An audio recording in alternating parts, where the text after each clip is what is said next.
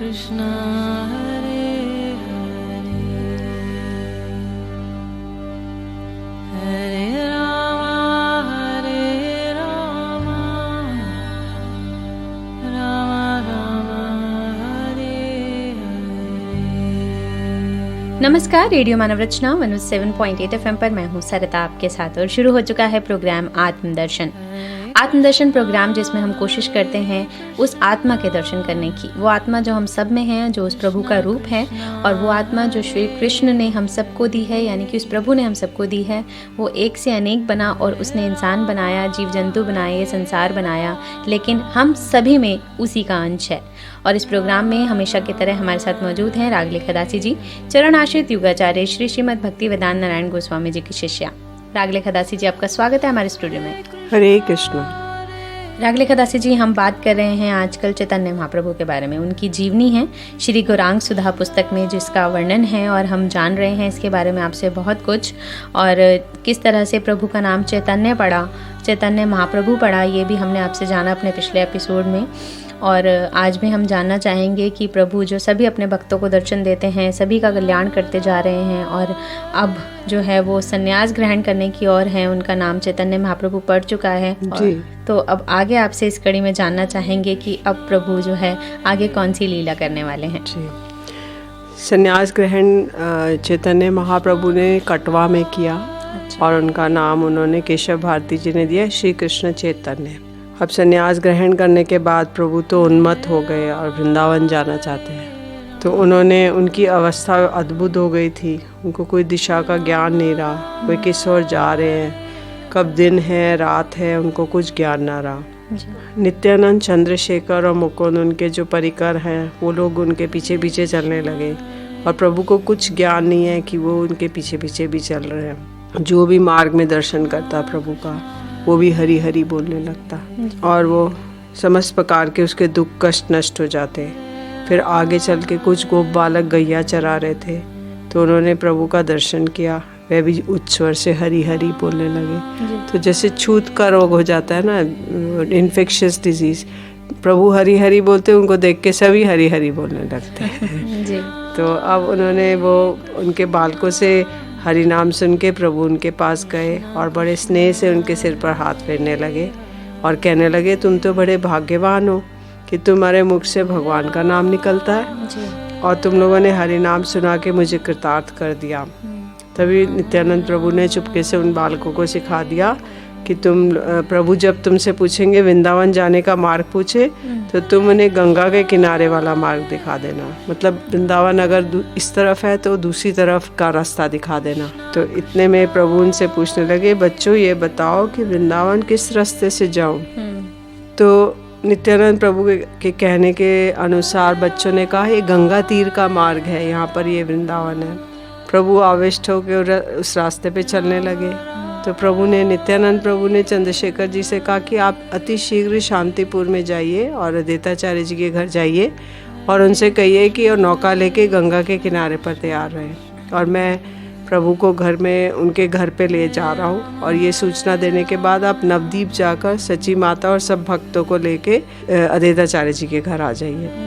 तो चंद्रशेखर आचार्य को शांतिपुर भेजने के बाद नित्यानंद प्रभु महाप्रभु के सामने आ गए और उनको अपने समक्ष देखकर प्रभु कहने लगे, श्रीपाद नित्यानंद जी आप कहाँ जा रहे हैं? नित्यानंद प्रभु ने कहा, प्रभु मैं आपके साथ वृंदावन जा रहा हूँ। तो ये सुनकर प्रभु ने कहा, वृंदावन अभी कितनी दूर है? नित्यानंद प्रभु ने उन्हें गंगा को दिखाकर कहा, प्रभु वह देखिए सामने ही जमुना जी हैं। अच्छा। तो वो झूठ बोल रहे हैं, लेकिन किंतु वो उनका मंगल चाहते हैं, तो ये झूठ नहीं है, परम सत्य है।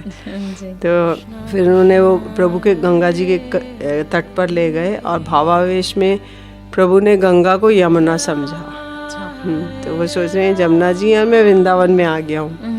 और बोले कि यार मेरा परम सौभाग्य है कि मैंने जमुना जी का दर्शन किया, और जमुना जी की स्तुति करने लगे, हाथ जोड़ के जमुना जी की स्तुति कर रहे हैं। चिदानंद भानु सदानंद सुनो, पर प्रेम पात्री द्रव ब्रह्म गात्री, अगानाम लवित्री जगच्छेम दात्री, पवित्री क्रियानो वपुर मित्र पुत्री। तो इसका अर्थ है कि जिनकी जो अंग कांति है, निर्विशेष ब्रह्म है, उस नंदनंदन कृष्ण की जो नित्य परम प्रेयसी हैं वो, और जो जल रूप में जिनका शरीर है वो है विशाखा जी। जमुना जी हैं विशाखा जी, वो सूर्य पुत्री हैं। तो वो जल के रूप में आकर वृंदावन में बह रही हैं। तो ऐसी जो जमुना जी हैं जो कि ब्रह्म जल रूप के रूप में हैं, समस्त प्रकार के पापों को नाश करती हैं, जगत का कल्याण करती हैं, उस सूर्यपुत्री जमुना जी को हम हमारे शरीर को वो पवित्र करें जी। तो इस प्रकार प्रभु स्तुति कर रहे हैं। और उसके बाद उन्होंने प्रणाम करके उनको स्नान किया और उनके शरीर पर एक कौपीन था। कौपीन एक वस्त्र है जो कि नीचे पहना जाता है, सन्यासी लोग पहनते हैं। अच्छा। और उनके शरीर पे कोई और वस्त्र नहीं था जी। फिर अद्वैताचार्य जी नौका में सवार होकर वहाँ पर आए और उनके हाथों में एक नया कौपीन था और बाह्य वस्त्र भी था। अच्छा। तो जब उन्होंने आकर प्रभु को दंडवत प्रणाम किया तो प्रभु को कुछ संशय हुआ। उन्होंने पूछा कि आप तो अद्वैताचार्य हैं ना, आप यहाँ कैसे पहुँच गए? अच्छा। और आपने कैसे जान लिया कि मैं वृंदावन आया हूँ? तो इस इनका अद्वैताचार्य जी हाथ जोड़कर बोले, प्रभु आप जहाँ कहीं भी रहें वही स्थान वृंदावन है। तो ऐसा मेरा परम सौभाग्य है कि आप गंगा के तट पर मैं आपको ले आए हैं। तो प्रभु को थोड़ा बाह्य ज्ञान हुआ, क्योंकि प्रभु इतनी अंतर अवस्था में थे कि उनको ज्ञान नहीं रहता था मैं कहाँ जा रहा हूँ, क्या कर रहा हूँ, क्या है। तो वो कहने लगे श्रीपाद नित्यानंद जी ने मुझे धोखा दिया और गंगा जी के तट पर लाके मुझे इसे जमुना बता रहे हैं। तो अद्वैताचार्य जी कहने लगे, प्रभु नित्यानंद जी ने गलत नहीं कहा, आपने जमुना जी में ही स्नान किया है, क्योंकि गंगा जी के दो तट है, एक पूर्वी तट और एक पश्चिमी तट। तो पूर्वी तट में गंगा जल है और पश्चिमी में यमुना जी भी आके मिल जाती हैं। अच्छा। तो बोले आपने जमुना जी में ही स्नान किया है, तो इसलिए आप ये अपने गीले कौपीन को बदल के नया कौपीन पहन लीजिए और बाह्य वस्त्र धारण कीजिए। प्रेमावेश में थे, आपने 3 दिन से कुछ भूखे हैं, आपने कुछ ग्रहण नहीं किया, तो आप मेरे घर पे चल के भिक्षा ग्रहण कीजिए और वहीं पे वास कीजिए। तो वे प्रभु को नौका में चढ़ाकर अपने घर ले आए और उन्होंने आनंदित होकर प्रभु के चरणों को धोया। अद्वैताचार्य जी की पत्नी सीता देवी ने पहले तो रसोई बना रखी, आचार्य ने स्वयं ही भगवान को भोग लगाया और 3 भागों में सजाया। श्री कृष्ण का भोग तो सोने चांदी के बर्तनों में, सोने के थाल, चांदी की कटोरी, इस तरह से लगाया और 2 और थाली लगाए केले के पत्ते पे। अच्छा। क्योंकि केले का पत्ता परम पवित्र माना जाता है, तो उसी के ऊपर प्रसाद सेवा का एक नियम है। और उस पात्र के बीच में उन्होंने बहुत एक चावल का पूरा एक ढेर जैसे पहाड़ जैसे बनाया और उसमें घी डाला। अच्छा। पीला पीला गाय का देसी घी, और उसके चारों तरफ अन्य अन्य दोने सजा दिए। खूब सारे दोनों में अलग अलग व्यंजन सारे सजा दिए।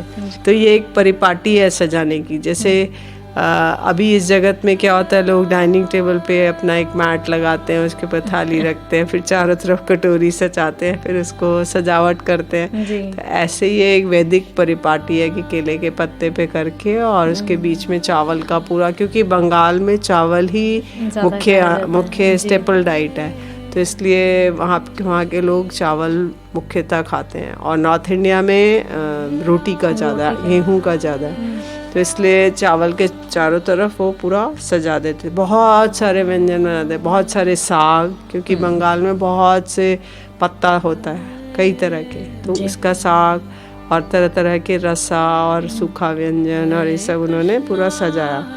फिर उन्होंने क्या किया कि 3 सुंदर आसन दिए और फिर उसके बाद आरती की। उसमें महाप्रभु और नित्यानंद प्रभु को बुलाया, सबने आरती दर्शन किए। फिर उसके बाद उन्होंने आरती के बाद कृष्ण को शयन कराया, तो उनका मंदिर है, मंदिर में ही भोग लगाया था। फिर उसके बाद उन्होंने भोजन करने के लिए पधारने की प्रार्थना की, तो दोनों भाई नित्यानंद प्रभु और महाप्रभु आए भोजन करने के लिए। तो उन्होंने मुकुंद और हरिदास को भी कहा कि आप भी भोजन के लिए चलिए। तो मुकुंद ने कहा कि अभी तो मेरा कुछ नित्य कर्म बाकी है और मैं उसको पूर्ण करने के बाद प्रसाद पाऊंगा। और हरिदास जी बोले मैं तो पापी अधम हूँ, मैं प्रसाद के बाद एक मुट्ठी प्रसाद मैं पालूंगा सबके प्रसाद के बाद।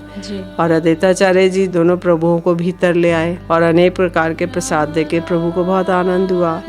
और वो बोले कि जो कृष्ण को ऐसा व्यंजन खिलाते हैं, मैं उनको जन जन में उनके चरणों को अपने सिर पर धारण करता हूँ। तो प्रभु ने सोचा ये 3 भोग कृष्ण के लिए अर्पण किए गए हैं और वे अद्वैताचार्य जी की मन की बात ना समझ पाए। प्रभु बोले आचार्य जी बैठिए और हम तीनों एक ही साथ प्रसाद पाएंगे। जी। आचार्य बोले प्रभु आप दोनों पाइए, मैं तो परिवेशन करूँगा, मैं सर्विंग करूँगा। परिवेशन माने सर्विंग। जी। तो ये सुनकर प्रभु ने कहा कि हम दोनों कहाँ बैठे, तो हमारे लिए 2 पत्तल लाइए, हम इसमें से थोड़ा थोड़ा अन्न हम ले लेते हैं। जी। तो आचार्य बोले आप दोनों इन 2 आसनों पर बैठिए। ऐसा कह के उन दोनों को उन्होंने उन आसनों पर बैठाया। प्रभु बोले आचार्य हम सन्यासी हैं, सन्यासियों को ऐसा सुस्वादु व्यंजन नहीं खाना चाहिए, क्योंकि ऐसे सुस्वादिष्ट व्यंजन को खाकर इंद्रियों को वश में करना कठिन है। तो बोले हम इतना ज़्यादा, इतना वैभव, इतने व्यंजन हम नहीं खाना चाहिए हमें। तो आचार्य बोले प्रभु कृपया आप मुझे मत छलिए, मैं आप सन्यासी की चालाकी को अच्छी तरह जानता हूँ, और आप चतुराई छोड़िए, भोजन कीजिए। तो प्रभु मुस्कुराते बोले परंतु आचार्य मैं इतना अन्न नहीं खा सकता। तो अन्न माने चावल। तो आचार्य बोले आप जितना खा सकते खाइए, बाकी छोड़ दीजिए। प्रभु बोले मैं इतना नहीं खा सकता, और उच्चिष्ट रखना सन्यासी का धर्म नहीं है। तो अद्वैताचार्य बोले कि जगन्नाथपुरी में तो आप जगन्नाथ जी के रूप में 54 बार खाते हैं, क्योंकि जगन्नाथ जी सारा दिन भोजन करते हैं, उनका हाथ गीला ही रहता है। अच्छा। और वो आप तब एक बार में 100 बार अन्न खाते हैं, और जगन्नाथ जी के रूप में तो आप तीनों जनों का भोजन आपके एक ग्रास के समान होता है। तो आपकी तुलना में तो ये कुछ भी अन्न नहीं है, और मेरे सौभाग्य से आप मेरे घर में उपस्थित हुए, इसलिए चतुराई त्याग कर आप इन व्यंजनों को ग्रहण कर मुझे कृतार्थ करें। तो ऐसा कहकर जब दोनों ने हाथ में जल दिया, उन दोनों के हाथ में जल दिया, और वे दोनों हंसते हुए भोजन करने लगे। नित्यानंद जी उस समय हास प्रयास करते हुए कहने लगे हम 3 दिन के उपवासी हैं, अतः आज मुझे पारण करने की इच्छा थी। तो अब इस ब्राह्मण ने हमें निमंत्रण दिया तो मैं प्रसन्न हो गया, और चलो आज भरपेट प्रसाद पाएंगे। परंतु यहाँ आके देखा तो इसने एकमात्र मुट्ठी भर खाने के लिए दिया है। अच्छा। नित्यानंद प्रभु हास्यरस कर रहे हैं। तो ऐसा लगता है कि मुझे फिर से भूखा रहना पड़ेगा, और क्योंकि इसने जो खाने को दिया है वो तो मेरा एक ग्रास ही है, एक ग्रास में मैं खा जाऊंगा इतना सारा। जी। तो अब अद्वैताचार्य बोले आप तो तैर्थिक सन्यासी हैं, जिन्हें भरपेट खाना नहीं मिल पाता है, और तीर्थों में आप भ्रमण करते रहते हैं, कभी तो फल मूल खाते हैं और कभी भूखा रहना पड़ता है। तो आज इस दरिद्र ब्राह्मण के घर में आपको एक ग्रास अन्न भिक्षा मिली है, ऐसी में संतुष्ट हो जाइए, अधिक लोभ मत कीजिए। तो इस सन्यासी को शोभा नहीं देता। तो नित्यानंद जी कहने लगे जब आपने निमंत्रण दिया था उस वक्त तो आप कहते थे जितना खाओगे खिलाऊंगा, परंतु अब दरिद्र ब्राह्मण बन रहे हो। अच्छा। तो हास प्रयास हो रहा है, प्रेम कला। जी जी। ये सुनकर अद्वैताचार्य जी प्रेम पूर्वक उलाना देते हुए कहने लगे मुझे लगता है कि तुम्हारे जैसे भ्रष्ट और अवधूत ने केवल पेट भरने के लिए ही मुझ जैसे दरिद्र ब्राह्मण को उद्वेग प्रदान करने के लिए संन्यास लिया है। तुम तो 50 मन चावल खा सकते हो, उतना मैं गरीब ब्राह्मण कहाँ से लाऊंगा। अतः जो मिला है चुपचाप उसी को खा के जल्दी से उठो, अधिक पागलपन मत करो, पत्तल में अपना झूठन भी मत छोड़ना। इस प्रकार अपूर्व हास प्रयास हो रहा है। दोनों भाई भोजन करने लगे। प्रभु के पात्र में जो भी वस्तु आदि हो जाती है अद्वैताचार्य जी उसे फिर से भर देते थे, और इस तरह पुनः पुनः वो परिवेशन कर रहे थे। बोलते थे प्रभु बस इतना सा और खा लीजिए, पुनः पुनः वो आग्रह करके उन्हें खिला रहे हैं। जी जी। तो प्रभु बोले आचार्य मैं और कितना खाऊंगा, मेरा पेट भर गया है। तो इस उनके आचार्य कहने लगे प्रभु अब अधिक नहीं दूंगा, बस आपके पात्र में जो है उसे समाप्त कर लीजिए। तो हंसते हुए वो फिर पात्र को भर देते थे। ये देखकर प्रभु बोले आचार्य अब मैं बिल्कुल नहीं खाऊंगा। तो आचार्य विनती करते हुए कहते प्रभु आप कृपा करके जो दिया है ना उसका आधा तो खा ही लीजिए, बाकी छोड़ दीजिए। इस प्रकार यत्न करके दैन्य पूर्वक आचार्य ने प्रभु को भोजन कराते थे। प्रभु ने भी उनकी इच्छा पूर्ण की। जी, प्रभु सभी की इच्छा पूर्ण करते हैं और भोजन पर हास परिहास हो रहा है। भक्त और प्रभु का जो प्रेम रस है वो इन सब लीलाओं के माध्यम से हम सबको पता चलता है। इन किताबों में जो सम्मिलित है हम उन सबको जानने की कोशिश कर रहे हैं कि प्रभु अपने भक्तों से किस प्रकार की लीलाएं करते थे। आगे और भी बहुत कुछ जानेंगे रागलेखा दासी जी से चैतन्य महाप्रभु की इस जीवनी के बारे में, लेकिन अभी लेते हैं एक छोटा सा ब्रेक, सुनते हैं एक प्यारा सा भजन, फिर लौट कर आते हैं। आप जुड़े रहिए रेडियो मानव रचना 107.8 FM के साथ। Feel good feel live.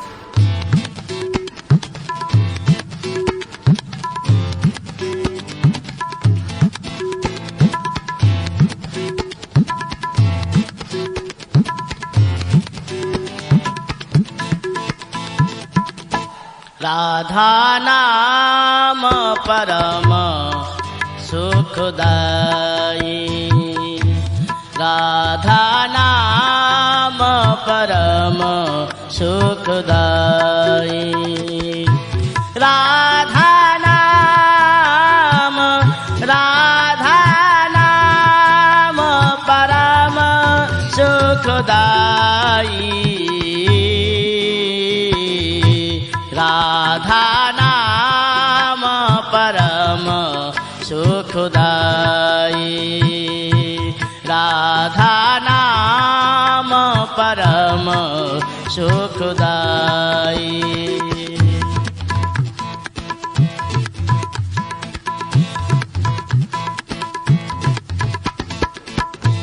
लहर लहर श्री श्यामाजू की, लहर लहर श्री श्यामाजू की, मन में मेरे समाई,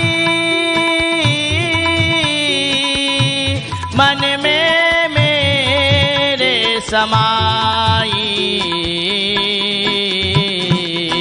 राधा नाम परम सुखदाई, राधा नाम परम सुखदाई।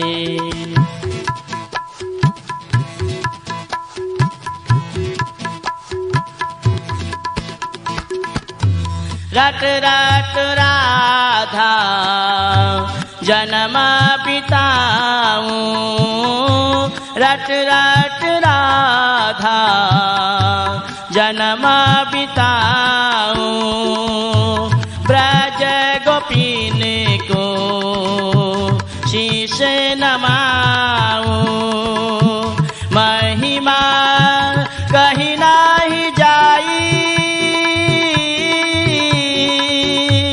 महिमा कहीं नहीं जाई,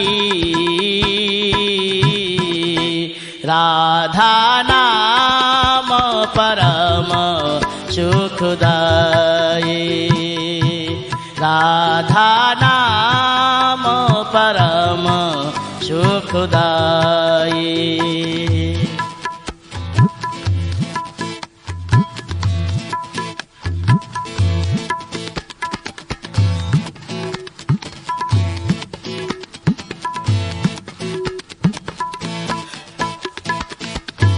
ब्रज तज के मैं कहीं नहीं जाऊं, ब्रज तज के मैं कहीं नहीं जाऊं, संत जनों के दर्शन पाऊं, राधा नाम परम सुखदाई, राधा नाम परम सुखदाई,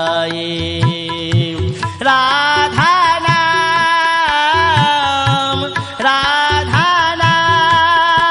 परम सुखदाई,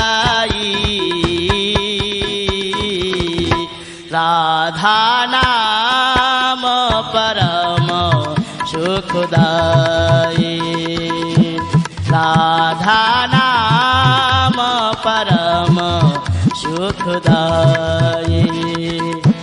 राधा नाम परम सुखदाई, राधा नाम परम सुखदाई। Hare Krishna,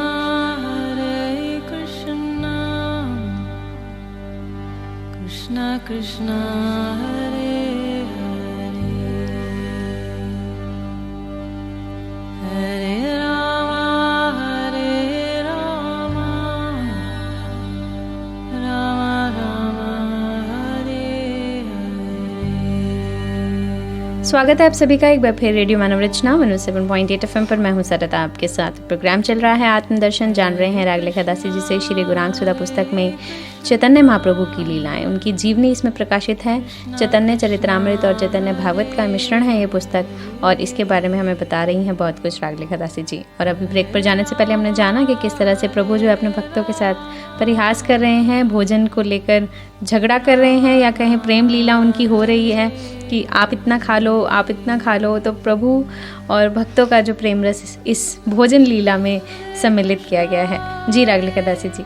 अब नित्यानंद प्रभु जी बोले कि मेरा इस अन्न से तो मेरा आधा पेट भी नहीं भरा है, अब आपने जितना अन्न खाया ये ले जाओ अपना अन्न, अब मैं तुम्हारा कोई अन्न नहीं खाऊंगा। जी जी। और उन्होंने एक मुट्ठी अन्न लिया, चावल लिया, क्रुद्ध होके उनके ऊपर उछाल दिया। जी। तो कुछ तो अद्वैताचार्य जी के शरीर पे गिरा। अद्वैताचार्य जी ब्राह्मण है, और कुछ उन्होंने इधर उधर फैला दिया। जी। तो अद्वैताचार्य जी कहने लगे, देखो अब दूध का झूठा मेरे शरीर पे गिरा है, मैं तो परम पवित्र हो गया। अद्वैताचार्य जी कहने लगे, तुम आपको निमंत्रण देने का फल मुझे मिल गया है, जी। तुम तो पागल हो, तुम्हारी कोई जाति कुल का कुछ ठीक नहीं है, और मुझे भी अपने जैसा बनाने में तुले हो। मैं एक ब्राह्मण हूँ, तुम्हें इस चीज का भय नहीं है कि अपना झूठा मेरे पर फेंक दिया। नित्यानंद जी प्रणय रोष पूर्वक बोले, बड़े ब्राह्मण बनते हो परंतु कृष्ण के प्रसाद को झूठा कह रहे हो, ये तुम्हारा अपराध हो गया है। तो कृष्ण का प्रसाद झूठा नहीं है, वो उच्चिष्ट मानते हैं। तो अब 100 सन्यासियों को तुम भोजन कराओगे तब तुम्हारा अपराध नष्ट होगा। अद्वैताचार्य जी कहने लगे, मैं सन्यासियों को भोजन नहीं कराऊंगा क्योंकि सन्यासी ने मेरा धर्म नष्ट कर दिया है। ऐसा कह के उन दोनों को उन्होंने आचमन कराया, और उसके बाद दोनों प्रभुओं को उत्तम शैया पे शयन कराया। अद्वैताचार्य जी प्रभु की चरण सेवा करना चाहते हैं, तो प्रभु संकोच पूर्वक कहने लगे, अद्वैताचार्य अब आपने मुझे बहुत नचा दिया है, अब नचाना छोड़िए और मुकुंद हरिदास को लेके भोजन कीजिए। प्रभु का आदेश पाके आचार्य ने दोनों को साथ लेके आनंद पूर्वक भोजन किया। अब शांतिपुर में प्रभु का आने का समाचार पाके सब हजारों की संख्या में उनके दर्शन के लिए आने लगे। तो प्रभु का संन्यास वेश देखकर सब लोग चमत्कृत हो रहे हैं। और नदिया से, जहाँ प्रभु रहते थे पहले नवदीप से, वहाँ से भी बहुत से लोग आ गए नदिया से, उनका दर्शन करना चाहते हैं, क्योंकि उन्होंने संन्यास लेने के बाद उनका दर्शन नहीं किया जब से वो गए हैं घर से। तो अब उनके शरीर से अद्भुत तेज निकल रहा है, और जैसे करोड़ों सूर्य की तेज को भी वो फीका कर रहा है। और उन्होंने शरीर पे गेरुए वस्त्र धारण, मतलब लाल रंग के वस्त्र पहने हुए, जो वो बहुत ही सुशोभित हो रहे हैं उससे वो। प्रभु का सौंदर्य भी बहुत अधिक बढ़ गया है। इस प्रकार लोगों का आना जाना लगा हुआ है। संध्या के समय अद्वैताचार्य जी ने कीर्तन प्रारंभ किया, और वे कीर्तन करते करते प्रेम में आविष्ट हो गए। नृत्य करते करते प्रभु के चरणों में गिर पड़े और कहने लगे कि आप अनेक दिन तक मुझको ठगते रहे, आज मैंने आपकी चोरी पकड़ ली, अब मैं अपने घर पर ही मैं आपको बांध के रखूंगा। ऐसा कह के वे और भी उन्मत्त होकर नृत्य करने लगे। नृत्य करते करते आधी रात बीत गई। अद्वैताचार्य जी का कीर्तन और नृत्य देखकर प्रभु का विरह बढ़ गया, और वे व्याकुल होकर रोते रोते भूमि पर गिर पड़े। उसी समय मुकुंद प्रभु के भावों को पढ़कर उन्हीं के अनुसार पद गाने लगे। तो मुकुंद बहुत अच्छे कीर्तनीय हैं, तो वो बहुत जैसे जैसे प्रभु का भाव जाता था वैसे वैसे कीर्तन करते थे, जिससे भाव और बढ़ जाता था। आचार्य ने प्रभु को नृत्य करने के लिए उठाया, परंतु मुकुंद के मुख से उस पद को सुन के प्रभु अपनी सुध-बुध खो बैठे थे। उनके नेत्रों से झरझर आश्रु धारा प्रवाहित हो रही थी, और शरीर कांप रहा था, और वो पसीने से लथपथ हो रहे थे। उनके अंदर सारे अष्ट सात्विक भाव आ गए। उनकी वाणी गदगद हो गई। वो उठने की चेष्टा कर रहे थे, परंतु अपने को संभाल नहीं पा रहे थे। अतः पुनः गिर पड़ते, कभी जोर जोर से करुण स्वर से रोने लगते। प्रभु की ऐसी अवस्था देखकर मुकुंद एक और पद गाने लगे, जिसका अर्थ था, श्री राधिका जी अपनी सखी से कह रही है, हे सखी, रात दिन मेरा हृदय जलता रहता है, तू ही बता मेरे कान्हा कहाँ है, मैं उड़कर वहाँ चली जाऊंगी। उस पद को सुन के प्रभु का विरह कई गुना अधिक बढ़ गया, और वे विलाप करते हुए मूर्छित हो गए। उनकी श्वास भी बंद हो गई। ये देखकर वहाँ उपस्थित भक्त लोग चिंतित हो गए। अभी वे चिंता कर ही रहे थे कि अचानक प्रभु सिंह की भांति गर्जन करते हुए उठ खड़े हुए और हरि बोल करने लगे। फिर 1 प्रहर तक प्रभु नृत्य करते रहे, और जब 3 दिन तक प्रभु ने कुछ भी अंजल ग्रहण नहीं किया था, फिर भी प्रभु का नृत्य समाप्त नहीं हो रहा है। और नित्यानंद जी ने प्रभु को अपनी बाहों में लेकर उनको शांत किया। फिर दूसरे दिन चंद्रशेखर आचार्य सची माता को पालकी में बैठा कर ले आए। अच्छा। हजारों भक्त अद्वैताचार्य जी के घर पे आए। तो जब वो माता के पास गए तो माता को कहने लगे कि माता चलो, आपका निमाई आया है अद्वैताचार्य जी के घर में। तो माता ने कहा विष्णु प्रिया चलो, तुम भी तैयार हो जाओ और तुम चलो मेरे साथ। तो उन्होंने कहा कि प्रभु ने एक व्यक्ति को जाने की आज्ञा नहीं दी है। तो बोले कौन? बोले विष्णु प्रिया जी। वो नहीं जा सकती क्योंकि वो पत्नी है, पत्नी सन्यासी का दर्शन नहीं कर सकती। अच्छा। तो उन्होंने कहा, माता ने कहा अच्छा मैं भी नहीं जाऊंगी। तब उन्होंने कहा कि नहीं मैया आप चलो, और वे नहीं जा सकती हैं। तो फिर तब मैया पालकी में बैठकर आई और बहुत सारे भक्त लोग आए।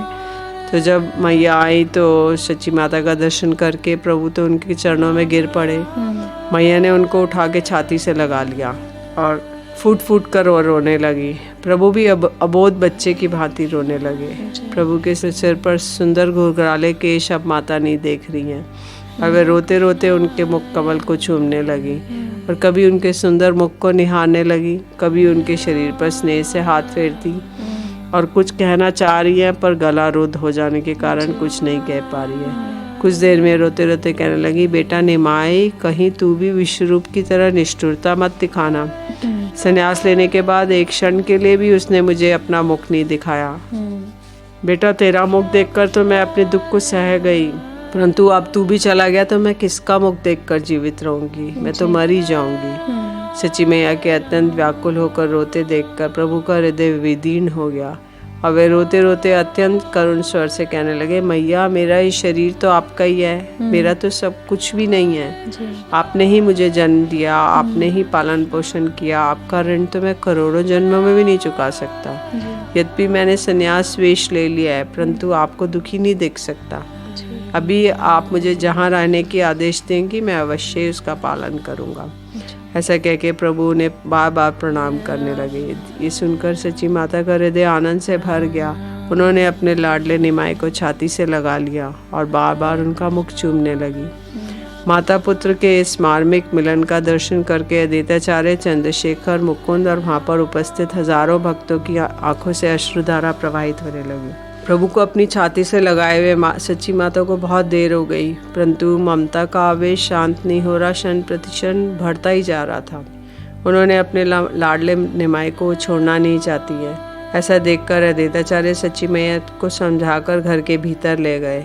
अब प्रभु नवद्वीप से आए अन्य भक्तों से मिल रहे हैं और वे सभी से एक एक करके मिल रहे हैं और उन्हें आलिंगन कर रहे हैं जी। और प्रभु के सिर पर सुंदर घुंघराले काले काले केशों को न देख के भक्तों को बड़ा दुख हो रहा है और सन्यासी के वेश में प्रभु के अपूर्व सौंदर्य को देखकर उनको आनंद भी हो रहा है जी। अब अद्वैताचार्य जी का घर तो बैकुंठ हो गया। सभी उनके दर्शन के लिए आ रहे हैं जी। और आचार्य ने सभी के खाने पीने की, रहने की व्यवस्था की। सच्ची माता रसोई बनाती थी।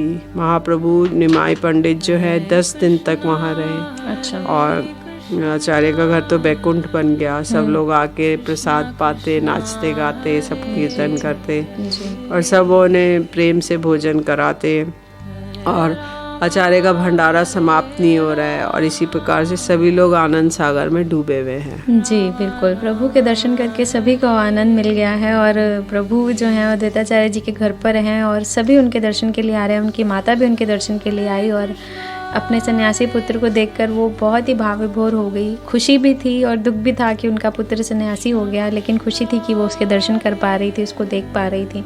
बहुत सारी लीलाएं प्रभु की, प्रभु जो करते हैं जन कल्याण के लिए, हम सभी को मार्गदर्शन देने के लिए करते हैं और इन पुस्तकों के माध्यम से, अपने इन ग्रंथों के माध्यम से हम जान रहे हैं प्रभु की लीलाओं को।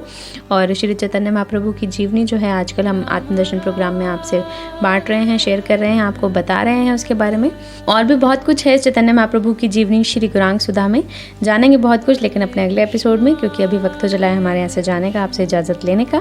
अगर आप भी इस प्रोग्राम के विषय में कुछ कहना चाहते हैं, आपकी कोई राय है, तो आप हमें SMS कर सकते हैं 8010781078 पर, या आप हमें लिख कर भेज सकते हैं अपने विचार। हमारा पता है radio Manav Rachna 107.8, Manav Rachna education institutions, sector 43, Aravali hills, Surajkund road, Faridabad. लाख लिखदासी जी, आपका बहुत बहुत शुक्रिया हमारे स्टूडियो में आने के लिए। हरे कृष्णा। अगले एपिसोड में रागलिका दासी जी से और भी बहुत कुछ जानेंगे श्री गौरांग सुधा पुस्तक के विषय में, लेकिन अभी के लिए मुझे दीजिए इजाजत और सुनते रहिए रेडियो मानव रचना 107.8 FM पर आने वाले और भी प्रोग्राम्स को। Feel good, feel live.